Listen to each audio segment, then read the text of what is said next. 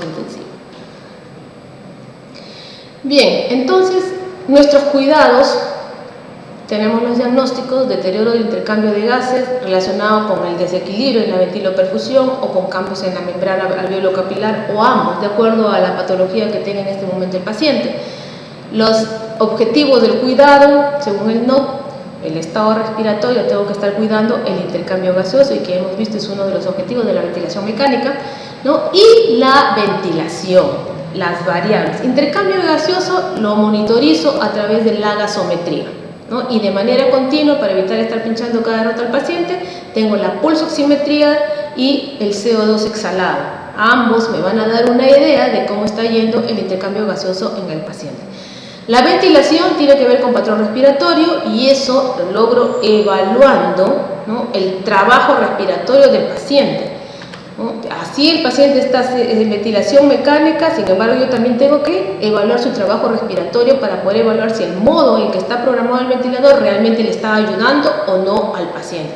Eso es importante, y todas estas lecturas, toda esta información que recojo del ventilador, ¿no?, unido a las variables hemodinámicas, tienen que estar debidamente registradas y valoradas en la hoja sábana, las hojas que utilizamos en las unidades de cuidados intensivos, ¿no? Esta parte es muy importante. Tenemos el riesgo de infección. Ya vimos que el paciente, ya sea por la vía aérea artificial, ¿no?, o por otros dispositivos que tiene un alto riesgo de infectarse, ¿no? Entonces, ahí, ¿qué es lo que tenemos que hacer? Controlar ese riesgo, porque ya sabemos que el solo hecho de que esté con vía aérea artificial le estamos exponiendo a este riesgo. Entonces, hay que controlar el riesgo, hay que implementar medidas para evitar la infección. Estas medidas van desde lavado de manos, ¿no?, procedimiento universal de medida controlada, ya se sabe de efectividad controlada, ya comprobada, que evita las infecciones. Lavado de manos en sus 5 momentos. No lo voy a repetir porque esto ya está bastante dicho y se trabaja mucho en las unidades de cuidados intensivos. El cambio de los equipos según los protocolos del servicio. Esto es importante, ¿no? Tiene que haber estandarización en cada cuánto tiempo vamos a cambiar el filtro intercambiador humedad, cada cuánto tiempo vamos a medir el CAF. Eso es importante, ¿no? Y cómo se va a hacer este proceso de cambio. Entonces, en este sentido, tienen que existir claramente los protocolos en el servicio de UCI. Eliminar el condensado de agua en el circuito del ventilador, eso es importante, en el circuito aquí, ¿no?, en esto que va directamente al tubo orotraqueal del paciente, a veces por la temperatura de las unidades que estamos en frías, ¿no?, generalmente alrededor de los 20 grados centígrados, por toda la maquinaria que tenemos ahí, se produce un condensado de agua, ¿no?, que a veces está aquí en este tubito, en este corrugadito, y que cuando hacemos las movilizaciones del paciente, esta agua ingresa a la vía aérea, y eso puede causar infecciones porque hay flora ahí, ¿no? Evitar las desconexiones innecesarias del circuito del ventilador. Eso es importante. Una vez que el paciente se conecte en la ventilación mecánica, mantener el circuito cerrado es prioritario. Solamente desconectar cuando sea muy necesario, no innecesariamente, ¿no? De ahí que las aspiraciones, cuando son abiertas, las aspiraciones de secreciones tienen que ser también bien programadas, ¿no? Se aspira solo cuando es necesario y según protocolo. El control del manguito de neumotaponamiento, o CAF, que le llamamos más frecuentemente, también tiene que estar mínimo, debe ser controlado cada 8 horas. Recordemos que debe estar la presión entre 20 a 25 milímetros de mercurio, porque presiones mayores de 25 milímetros de mercurio pueden lacerar la tráquea debido a que disminuye la perfusión de la mucosa, ¿no? Y presiones menores de 20 milímetros de mercurio van a poder dejar pasar la saliva del paciente hacia la vía aérea, ¿no?, hacia el pulmón, y eso va a causar también infecciones. Lavado de la cavidad oral también es importantísimo, cada 8 horas. O sea, esto tiene un horario que debe cumplirse, y todo esto para prevenir las infecciones. Aquí en esta diapositiva me demoro un poquito en lo que es aspiración de secreciones, porque es un procedimiento de responsabilidad netamente de la enfermera, y que si este procedimiento no es realizado adecuadamente, también podemos causar infecciones en el paciente, ¿no? Igual, en este procedimiento inicia con el lavado de mano, el uso de guantes estériles. El procedimiento debe ser realizado entre 2 personas cuando es el sistema abierto, una que asiste y la enfermera, que es la que está con los guantes estériles, que es la que procede a aspirar. Recordar que siempre hay que hiperoxigenar al paciente 2 minutos antes, durante y después del procedimiento. Hay una secuencia de aspirado. Primero hay que aspirar la boca, se descarta esa sonda y luego se aspira el tubo, no al revés, ¿no?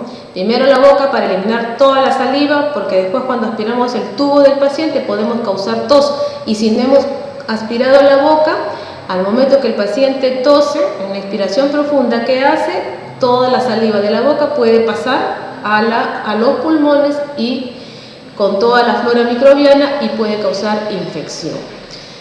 Debo usar recipientes de aguas individualizados, tanto para enjuagar la sonda que utilizo en la boca y diferente para enjuagar la sonda que utilizo para el tubo orotraqueal. El ingreso de la sonda debe ser de acuerdo a la longitud de la vía artificial, no es que voy a ingresar toda la sonda, no. Los tubos orotraqueales generalmente están alrededor de 35 centímetros y solamente 35 centímetros de sonda debo insertar, no debo insertar más, porque si no voy a lacerar la mucosa, y al lacerar la mucosa voy a producir sangrado, y la sangre también es caldo de cultivo, ¿no? Entonces tener muy en consideración esto. Y no más de 3 pasadas por vez, ¿no? Así tenga el paciente abundantes secreciones, esperaré un ratito que recupere su saturación y luego vuelvo a insistir, si no puedo lacerar la mucosa. Eso es importante en lo que es aspiración de secreción. En relación al control del manguito de neumotaponamiento, ¿no? Hay dispositivos que nos permiten hacer esta medición, pero si no contamos con estos dispositivos, como es el que tenemos acá, diferentes modelos, podemos nosotros construir uno teniendo como base o tomando un esfingomanómetro de un control de un manguito de presión, ¿no? La cosa es tener un control adecuado del CAF del tubo orotraqueal. O sea, no hay razón para decir no hay inmunidad y no voy a controlarlo, ¿no? El lavado de la cavidad oral es importante utilizando algún enjuagatorio que tenga componente de clorhexidina, ¿no? Cada 3 veces en 24 horas está bien, cepillado de los dientes, del paladar y la lengua para evitar que se forme el sarro, ¿no? El hecho de que el paciente esté en ventilación mecánica no omite que hay que lavarle la boca, al contrario, hay que lavarle la boca porque el paciente permanece con la boca abierta, ¿no? Y muchas veces no deglute la saliva. Y esa saliva que queda ahí se coloniza con toda la flora que hay en la UCI, ¿no? Seguimos con los diagnósticos de enfermería y tenemos el riesgo de deterioro de la integridad cutánea. Integridad cutánea por factores mecánicos, ya sea porque la presión, la sujeción del tubo orotraqueal en la cara del paciente y se está con la mascarilla, la sujeción de la mascarilla en la cara del paciente. También por la inmovilización física, ¿no? Pues el paciente está agitado y lo que hacemos es amarrarle las manos, que más adelante también vamos a ver eso de la sujeción mecánica, ¿no? O la contención mecánica del paciente. Entonces el objetivo será cuidar las pieles y membranas del paciente, incluyendo la mucosa, porque si no humidificamos bien el aire inspirado, también podemos causar sequedad de mucosas y se pueden lacerar, ¿no? Dentro de las intervenciones tenemos los manejos de las presiones, ¿no? Hay que utilizar escalas de valoración para los riesgos de lesiones por presión. Hay que realizar cambios posturales en el paciente cada 2 horas, de acuerdo al programado, sobre todo en aquel paciente que no se moviliza solo, ¿no? Realizar ejercicios pasivos en la cama, realizar las sujeciones de dispositivos con material atraumático siempre y cuando sea necesario, o sea, sujetar solamente si es necesario, ¿no? Y ahí tenemos evitar la sedación de piel y mucosa por los dispositivos utilizados, utilizar sujeciones de tubo orotraqueal de manera de no causar lesiones en la piel, ¿no? Igual en los tubos de traqueotomía, ver las formas, hay dispositivos para poder sujetar, ¿no? Pero si no, por razones económicas, no se pueden tener en el hospital, podemos adecuar con el material que ahí tenemos. La cosa es proteger la vía, proteger la piel y mucosas de los pacientes, ¿no? Igual, utilizar los apósitos protectivos cuando utilizamos ventilación no invasiva por la presión. Y sujeción mecánica solo cuando es necesario. Solo cuando es necesario, cuando la parte del medicamentosa no logramos contener al paciente, nada más, o cuando hay un riesgo de autolesionarse del paciente, aún cuando estamos utilizando medicación para controlar la agitación y no se puede controlar, solamente ahí utilizar sujeción mecánica. Recordando siempre que la sujeción mecánica tiene que ser comunicada al paciente, y si el paciente no está en condiciones de dar su autorización, tiene que ser comunicada al familiar. Al familiar. Tenemos otro diagnóstico que es el riesgo de aspiración. No está relacionado a la aspiración de las secreciones bronquiales, sino más bien a la aspiración de las secreciones del estómago, fuera de las secreciones bronquiales, que pueden ir a la tráquea y pueden causar aspiración o neumonía aspirativa. Entonces, en este sentido, tenemos que tener bien en cuenta precauciones para evitar mantener la cabecera del paciente más de 30 grados. Todo paciente que esté en ventilación mecánica no puede estar totalmente acostado, de cúbito dorsal total, no. La cabecera la debemos tener levantada en semi-Fowler, 45 o sentado si se puede, solo en el paciente neurocrítico, alrededor de los 30 grados, para favorecer el drenaje venoso, ¿no?, del cerebro. Evaluar la tolerancia gástrica de la dieta, eso es importantísimo. Generalmente los pacientes en ventilación mecánica están con nutrición enteral y están con sonda nasogástrica. Entonces hay que estar evaluando la tolerancia gástrica para evitar la regurgitación. Por eso que es importante nuevamente aquí repetir el manguito del neumotaponamiento del CAF, del tubo traqueal o de la cánula traqueotomía, para evitar que los alimentos que son regurgitados pasen a la vía aérea, a la tráquea, ¿no? Medidas de prevención de la neumonía asociada a ventilación mecánica. Si ustedes se dan cuenta, son las medidas que también las estaba repitiendo anteriormente, ¿no? Mantener la cabecera elevada de 30 a 45 grados, circuito respiratorio del paciente sin condensación de agua, evaluación diaria del inicio del destete. Este aspecto es importante. Se dice que ni bien el paciente entra a ventilación mecánica, ya se debe estar pensando en qué momento se le tiene que retirar de la ventilación mecánica, ¿no?, una vez que se ha superado la razón por la cual ingresó. Entonces, evaluar diariamente el destete para ver si el paciente está en condiciones de iniciar la separación de la ventilación mecánica. Profilaxis de la úlcera gástrica, eso es importante porque hemos visto que el ventilador, la presión positiva del ventilador tiene consecuencias en la mucosa gástrica y puede producir sangrado, entonces hay que evitar ese sangrado. Evidencia del control del CAF cada 8 horas o del manguito de neumotaponamiento. Evidencia de cambio del filtro entre cambiador calor-humedad cada 48 horas, es lo reglamentado en mi servicio. Aquí va de acuerdo al protocolo que se maneje en sus UCI, ¿no? Si es cada 72 horas, será cada 72 horas, y si es cada 24 horas, será cada 24 horas. Pero tiene que cumplirse. Y la evidencia es el registro. Recuerden que lo que no se registra sencillamente no se hizo. Y evidencia de lavado bucal del paciente también, que debe estar cada 8 horas. Entonces, en estos 3 últimos aspectos, mínimo deben haber 3 registros de enfermería, en las notas de enfermería o en la hoja sábana, de que se ejecutó. Y esa es la evidencia.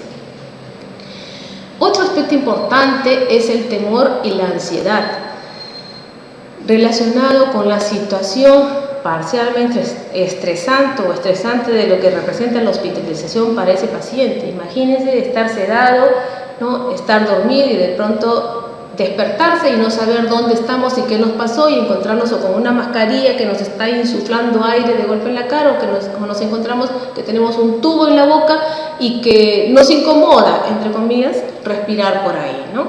Entonces es importante tener en cuenta qué causas puede estar causando ansiedad o temor en el paciente, ¿no? De repente el paciente está recordando también cosas pendientes que dejó en su casa, que dejó en su trabajo, y todas esas cosas también le causa ansiedad. Entonces es importante, ¿no?, ponernos en los zapatos del paciente para poder entenderlo, y en eso también consiste el cuidado humanizado, ¿no? Si no podemos nosotros controlar, pero existen medicamentos que causan ansiolisis, disminución de la ansiedad y ayudan a que el paciente esté tranquilo, ¿no? Hay que controlar los estímulos ambientales, como vamos a ver más adelante, ruidos, la luz. En las unidades de cuidados intensivos trabajamos las 24 horas con luz artificial y eso de una u otra forma desorienta al paciente, ¿no? Porque siempre está mirando el techo, se duerme mirando el techo y se despierta y lo primero que ve sigue siendo el techo y la luz encendida, ¿no? Entonces todo eso causa también desorientación en el paciente y hay que facilitar las formas de comunicación.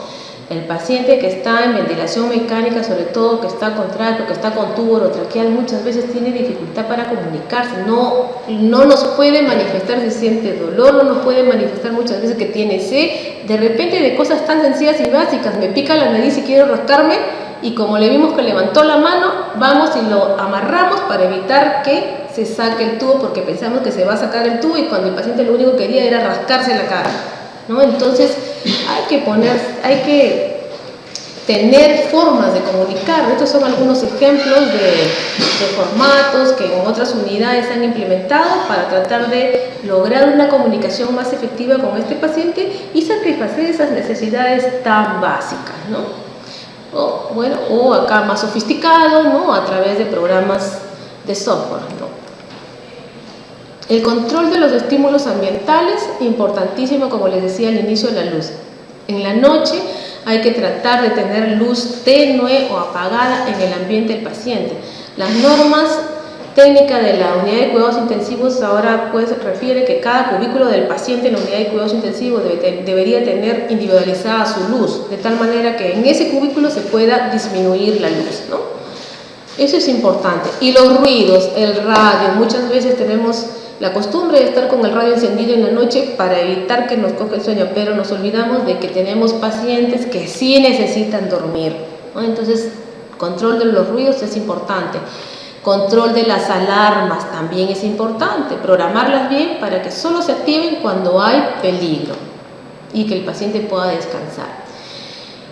Otro aspecto importante es que no porque el paciente esté en UCI, si su condición se lo permite, de repente puede salir a dar una vuelta o por los alrededores del hospital internamente, o si el hospital tiene jardines, por los jardines, o de repente las pequeñas capillitas que hay también dentro de los hospitales, ¿no? Entonces es parte del cuidado humanizado. A veces cuando uno está en una situación así de enfermedad, quiere, ¿no? Se aferra a sus principios religiosos. Entonces, si la condición del paciente lo permite, permitirle que vaya y haga una oración, ¿no? Muchas veces eso le tranquiliza.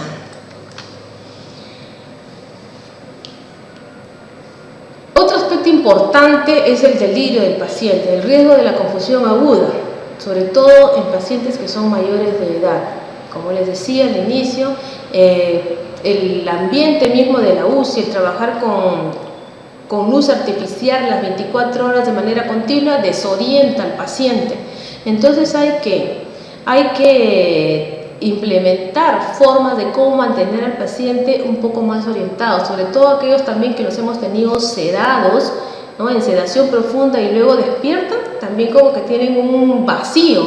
Ellos se acuerdan de lo último que vieron hasta antes de entrar a la sedación y luego hay un vacío en su vida, se despiertan, ¿no? Y hay un vacío en su mente y están totalmente desorientados, no saben qué cosa pasó. Entonces es importante, ¿no? Ver las formas de cómo orientar. Por eso es que ahora dentro de las UCIs humanizadas se pide que hayan relojes de tal manera que el paciente pueda ver la hora que es, ¿no? Calendarios para que se pueda orientar el día que es. Hay que colocar dentro del ambiente del paciente, en la medida que se pueda, objetos que tengan mucho significado para ellos, desde fotos, ¿no? Fotos familiares, de familias que son significativas o de personas que son significativas para él. No interrumpir el sueño nocturno con procedimientos de enfermería, y esto es programación de la terapéutica de enfermería, ¿no? Si estoy programando la sedación, no, a las 10 de la noche no lo voy a despertar para controlar funciones vitales a las 12 de la noche. Entonces un poco programar las intervenciones de enfermería en la medida que se pueda, ¿no? Y facilitar al paciente lentes, audífonos, de ser necesario, ¿no? Si usa lentes el paciente, pedirle a la familia que le traiga sus lentes. Si al paciente le gusta escuchar música, pedirle a la familia que le traiga la música que quiere escuchar al paciente y que le traiga sus audífonos para que esté escuchando lo que a él le gusta y de una u otra manera se siente un poco más confortable en la UCI, ¿no? Este es un ejemplo, por ejemplo, de lo que nosotros permitimos en nuestra UCI a los pacientes, ¿no? Siempre les armamos un mural en la pared divisoria entre un cubículo y otro, y les pedimos a la familia que le traigan fotos de momentos emotivos para él, ¿no? Y que les pongan también, le escriban algunos pensamientos, y esto es más o menos lo que hacemos como un intento de que él cuando despierte mire también, ¿no? Mire eso y no se encuentre con una pared blanca vacía, sino que mire ahí objetos o cosas o personas que le son familiares para él mismo, ¿no? La música también es importante, ¿no? Hay pacientes que disfrutan, les gusta la música, como aquí, este es un hospital en Argentina, donde hay uno del personal del equipo, ¿no? Que toca su flauta y va y distrae a los pacientes. Este es un ejemplo en mi hospital, las monjitas que muchas veces pasan visitando a los pacientes y ella está con su guitarra y hacemos que también compartan y canten con el paciente ahí en la UCI, ¿no? O sea, son formas de humanizar o hacer un poco más humanizado el ambiente tan frío de la UCI y hacerlo en estos momentos más cálidos para el paciente, ¿no? La participación de la familia también es importante. Ahora que estamos trabajando el programa de UCI Puertas Abiertas, ¿no? Se ha visto que la familia es importante en la recuperación del paciente, pero esto pasa también por una etapa de aprendizaje, ¿no? Hay que preparar a la familia y hay que explicar también cómo queremos que ellos colaboren para que ayuden a la recuperación del paciente. Antes se decía en la UCI, un solo familiar por 5 minutos, luego sale y luego podrá ingresar el otro. Ahora no, si el momento lo permite, puede entrar 2 o 3 familiares. Y obviamente, ¿no? Que decirles con ellos que traten temas que realmente les va a alzar al ánimo al paciente y que no le traigan problemas, ¿no? Eso es importantísimo. Esta parte de cognitivo, para orientar las funciones cognitivas del paciente, ya lo había dicho, ¿no? Fecha, lugar, hora. Es importante cuando uno asume el turno, ir al paciente, hablarle, así no estoy despierto totalmente, pero presentarme, soy la licenciada Patricia, hoy día voy a cuidar a usted, hoy día es 19 de febrero, son las 9 de la mañana, son las 8 de la mañana, es una forma de orientar al paciente, ¿no? De acuerdo a los estudios, dicen que el paciente siempre nos está escuchando. Y cuando despierte, pues hay que ver la posibilidad también si ellos pueden hacer juegos de mesa, manualidades, rompecabezas, de tal manera que puedan también permanecer ocupados, ¿no?